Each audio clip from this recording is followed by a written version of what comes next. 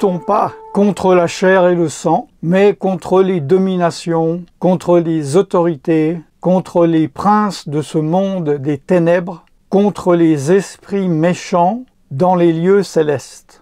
Les ennemis de Dieu ne sont que des manifestations, des véritables entités, des véritables acteurs de la guerre contre Dieu. Et ce ne sont pas des hommes, ce sont des esprits derrière. Et l'esprit principal est l'esprit d'Amalek. Alors pour certains d'entre vous, vous vous dites, qui est Amalek? Qu'est-ce que c'est que cela? Je vais vous expliquer. Il est important de comprendre ce qui se passe. On m'a reproché des années de dire, pourquoi parlez-vous du futur, des choses qui vont arriver? Ce n'est pas important et nous sommes actuellement en plein dedans. Le futur est devenu le présent. Nous avons voyagé dans le temps. Il y a eu des déclenchements dans les lieux célestes. Il y en aura d'autres. Mais pour certains qui ne voyaient pas auparavant, qui ne croyaient pas les choses écrites dans la Bible, même les païens maintenant se rendent compte de ce qui se passe dans le monde. Et cela va être de plus en plus clair. Amalek et l'esprit d'Amalek, c'est quelqu'un qui n'a pas de lien direct avec Israël, mais qui le hait, pas simplement en le haïssant simplement, mais en ayant la volonté et mettant tout en œuvre pour le détruire, pour faire disparaître le nom d'Israël, le peuple, le pays, pour éradiquer Israël de la terre. Évidemment que Amalek est un esprit, mais le chef suprême des esprits, tout en haut, il y a Satan, il y a le diable. Et il passe par différents esprits ayant différentes caractéristiques. Et là, nous voyons avec l'Iran, la Fédération de Russie, la Turquie, la Chine, que c'est l'esprit d'Amalek. Lors de la sortie d'Égypte, les Israélites ont dû traverser du chemin pour arriver à la terre promise par Dieu, Canaan, qui appartient à Dieu et qu'il a décidé de donner à la descendance d'Abraham. Et chemin faisant, ils ont dû passer par différents territoires. Et en passant par ces territoires, ils ont dû demander la permission de manger l'herbe pour les animaux, de boire de l'eau. Certaines fois, on leur a donné, certaines fois, on leur a fait payer. Mais il y a un peuple qui est arrivé de, entre guillemets, nulle part et qui a attaqué, apparemment sans raison, les Israélites. Dans Deutéronome 25, Dieu dit aux Israélites, « Souviens-toi de ce que te fit Amalek pendant la route, lors de votre sortie d'Égypte, comment il te rencontra dans le chemin, et sans aucune crainte de Dieu, tomba sur toi par derrière, sur tous ceux qui se traînaient les derniers, pendant que tu étais là et épuisé toi-même. Ils ont attaqué par derrière ceux qui traînaient les derniers, qui étaient les derniers, les personnes âgées, les malades, les enfants, les femmes, et ils ont essayé de détruire, apparemment sans raison, les Israélites. Je dis apparemment, je vais vous expliquer que ce n'est qu'une apparence. Et nous voyons aujourd'hui le même esprit avec cette coalition qui est clairement écrite dans la parole de Dieu, des nations qui vont monter un jour contre Jérusalem, contre Israël, et se rejoindre à Armageddon, appelée aussi la bataille ou la guerre d'Armageddon, juste avant le retour du Messie, Yeshua Mashiach, Jésus le Christ. En effet, l'Iran n'a rien à voir avec Israël. Ils n'ont pas de frontières communes, ils n'ont jamais eu un historique de problèmes, de haine. Apparemment, il n'y a aucun rapport. Apparemment, physiquement, dans le naturel, il n'y a aucun rapport. Mais spirituellement, il y en a un. Je vais vous le révéler. La Fédération de Russie, également. La Chine, également. La Turquie, également. Il n'y a aucun peuple arabe là-dedans. Alors de quel peuple s'agit-il? Pour répondre à cette question, il faut remonter à Abraham. Dieu a fait la promesse à Abraham qu'il donnera au travers de sa descendance, il sera une bénédiction pour la terre entière, qui lui donnera le pays de Canaan. Suite à l'erreur de décision, de discernement de Sarah, la femme d'Abraham, lui dit de coucher avec la servante égyptienne Agar. Et de cette union naît Ismaël, qui est le père du peuple arabe. Dieu dit clairement que ce n'est pas lui le fils de la descendance, puisque le fils de la descendance doit passer par Sarah. Ismaël part avec sa mère dans le désert, ils deviennent une grande nation, et j'ai déjà parlé de l'esprit d'Ismaël dans un autre enseignement. Abraham a un enfant avec Sarah qui s'appelle Isaac. Et Isaac a un enfant, on pourrait dire deux, puisqu'il s'agit de jumeaux, de faux jumeaux, cela est très important. Ésaü et Jacob. Ésaü est le premier-né. Il naît, mais Jacob tient le talon d'Ésaü. Ésaü a donc le droit d'aînesse.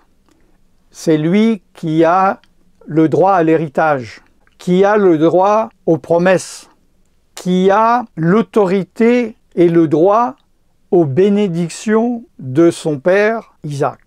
Mais il vend son droit d'aînesse, pour un plat de lentilles, je pense que vous connaissez, à son frère Jacob. Et donc Jacob devient l'enfant de la promesse. Et c'est Jacob que Dieu donne le nom d'Israël, parce qu'il combat avec l'ange pour recevoir la bénédiction. Et il lui dit, je ne te lâcherai pas tant que tu ne m'auras pas béni. Et le matin, le soleil se levant, l'ange a dû frapper à la hanche Jacob pour qu'il lâche prise. Et Dieu lui a donné le nom d'Israël. Et Jacob, devenu Israël, devient le père des 12 tribus d'Israël, les Israélites, les Juifs, appelez-les comme vous le voulez. Que devient Ésaü?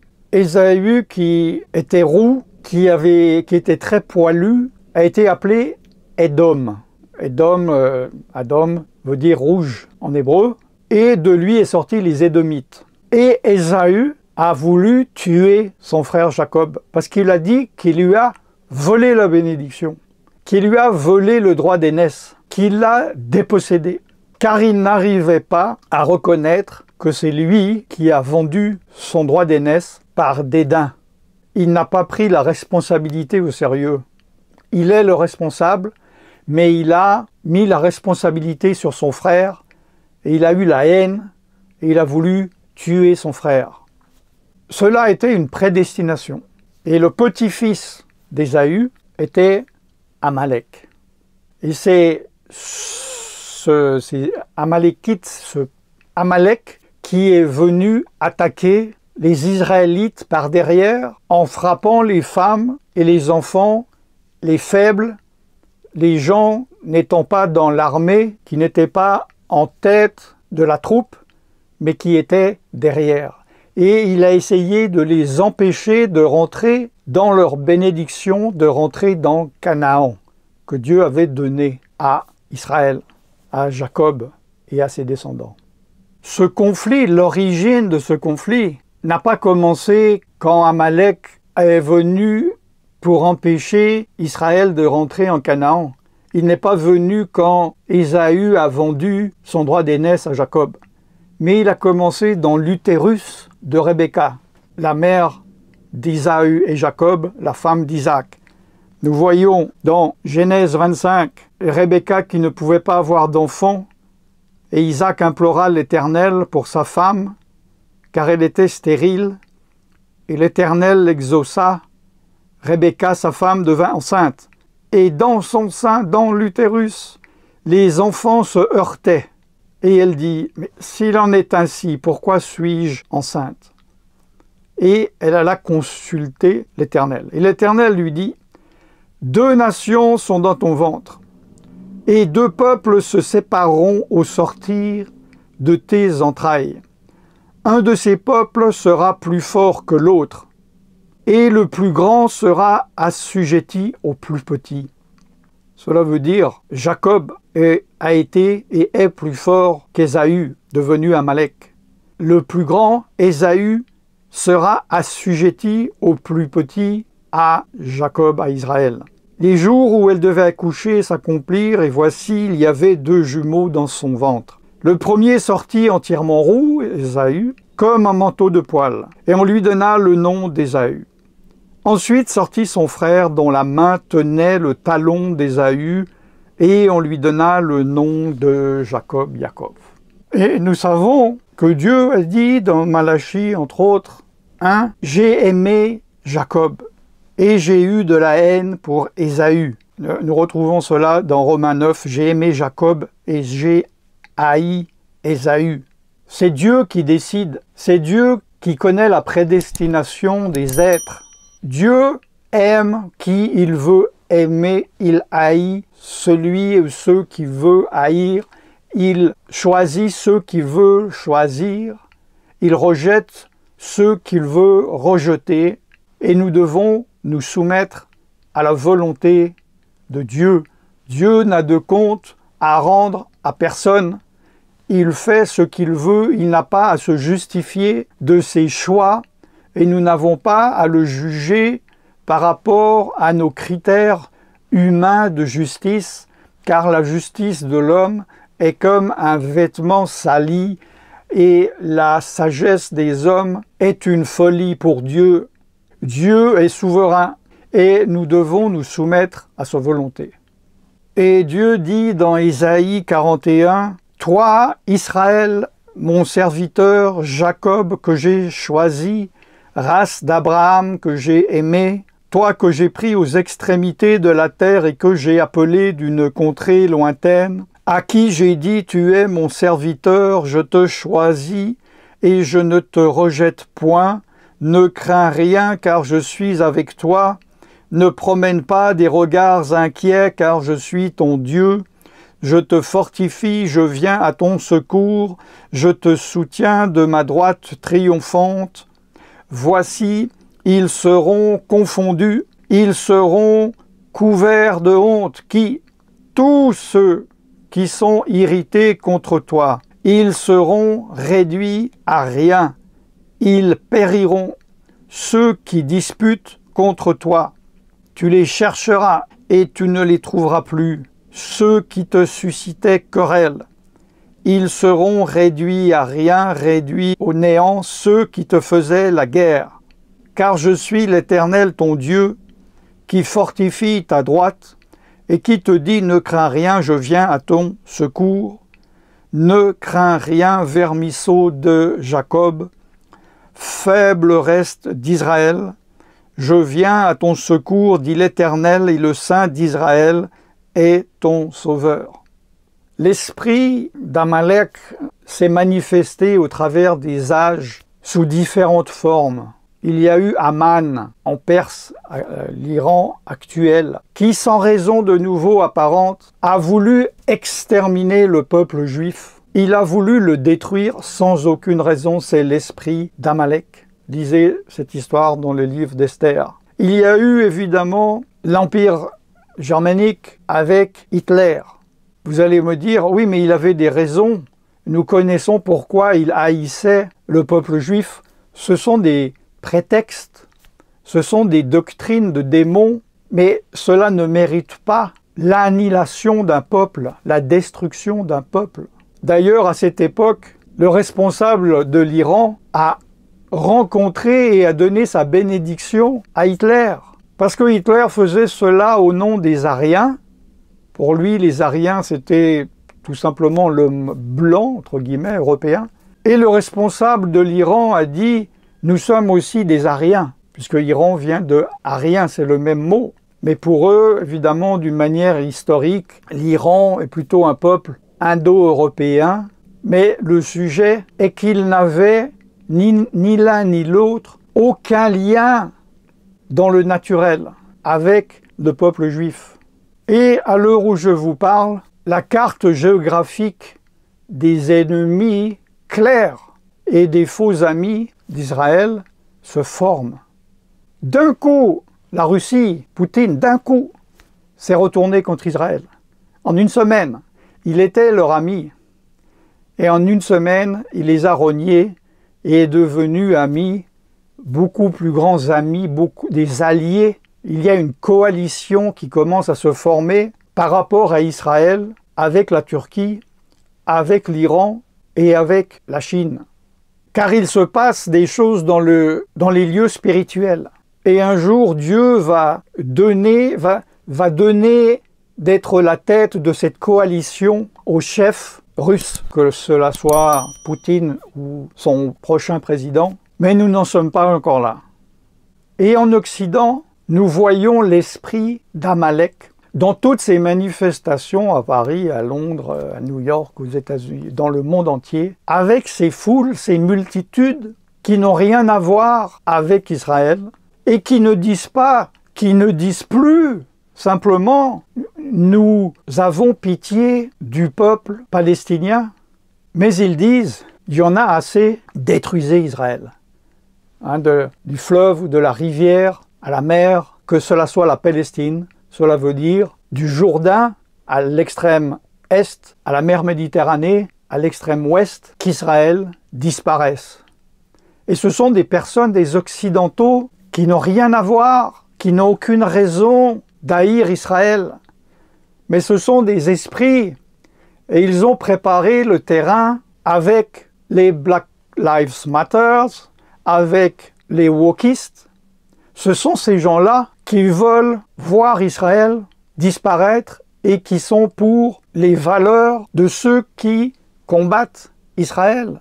C'est de l'absurdité complète, vu que ces gens, s'ils mettraient un pied dans le terrain, dans le pays des gens qu'ils défendent, se feront décapiter immédiatement, dû à leur choix de vie. Je ne peux pas rentrer en détail pour ne pas être censuré. Et toi, chrétien, de quel côté es-tu? Il n'y a plus trois côtés, il n'y en a jamais eu, mais peut-être dans ta tête, il n'y a pas le chemin du milieu. Tu es du côté de Dieu ou tu es du côté du diable. Est-ce que tu participes de près ou de loin à ce lynchage? Et même si c'est uniquement dans tes pensées, il faut que tu te repentes. Exode 23 dit « Tu ne répandras point de faux bruits, tu ne te joindras point aux méchants pour faire un faux témoignage, tu ne suivras point la multitude pour faire le mal, et tu ne déposeras point dans un procès en te mettant du côté du grand nombre pour violer la justice. Car n'oublie pas que les ennemis de l'Éternel, ils seront confondus. Ils seront réduits au néant. Ils périront. Ceux qui disputent contre Israël et le Dieu d'Israël. Ce combat ne s'arrêtera pas, il est dit dans Exode 17, parce que la main d'Amalek a été levée sur le trône de l'Éternel. Il y aura guerre de l'Éternel contre Amalek de génération en génération. La guerre dans les milieux spirituels, ce n'est pas Amalek contre un pays ou contre un peuple, c'est la guerre de l'Éternel contre Amalek. De quel côté es-tu? Il n'est plus question de dire « je penche plutôt de ce côté ou de ce côté ». Il viendra un jour où ces personnes tueront les vrais chrétiens en pensant offrir un sacrifice à Dieu. Et là-dedans, il y aura des chrétiens qui sacrifieront d'autres chrétiens parce qu'ils seront alliés avec la coalition de l'esprit d'Amalek. Ils couperont les têtes au nom de Dieu, mais nous connaissons la fin. Le Sauveur, le Seigneur, le Messie, Jésus-Christ, Yeshua, reviendra à Jérusalem, mettre un terme à cette guerre et liera le diable pour 1000 ans, liera l'esprit d'Amalek pour 1000 ans. Et il y aura donc la paix sur cette terre pendant 1000 ans, car le royaume de Dieu sera établi. Mais après ces 1000 ans, le diable sera encore délié pour peu de temps. Et il y aura encore une guerre, la guerre finale, où toutes ces coalitions monteront de nouveau contre Jérusalem, car le diable sera déchaîné l'esprit d'Amalek sera à nouveau actif. Et si l'Éternel n'interviendrait pas, cela serait la fin de cette terre et la victoire de Satan, mais Dieu ne le permettra pas. Et cet univers et cette terre, ce qu'il en restera après les guerres, sera enroulé comme un vieux vêtement. Il y aura les nouveaux cieux et la nouvelle terre, il y aura la Jérusalem céleste et il y aura le jugement de Dieu. Et là, les pensées secrètes de l'homme seront révélées, tu seras jugé. Et tu ne pourras pas dire « je n'ai rien fait, j'étais neutre, je me suis tu ». Comme Élie, quand il a dit aux Israélites « de quel côté êtes-vous ? De quel côté penchez-vous ? Si Dieu est Dieu, servez-le maintenant, si Baal est votre Dieu, servez-le maintenant. » Et il est dit « ils ne dirent mot ». Mais le silence est parfois plus fort que les mots. Cela veut dire que tu auras choisi ton camp par défaut. Et il y a des choses qui se sont déclenchées dans le monde au niveau spirituel qui fait qu'il y a cette activation de ce qui se passe. Et je vous le dis, dans l'Église, avec un grand E, l'Église universelle de vrais et de faux chrétiens, il y a également des choses qui se sont passées et j'en parlerai dans une prochaine vidéo. Vous n'y croirez pas. Et pourtant, c'est la vérité. Je suis serviteur de Dieu, Alain Rich, et je vous bénis dans le nom tout-puissant de Yeshua Jésus. Shalom.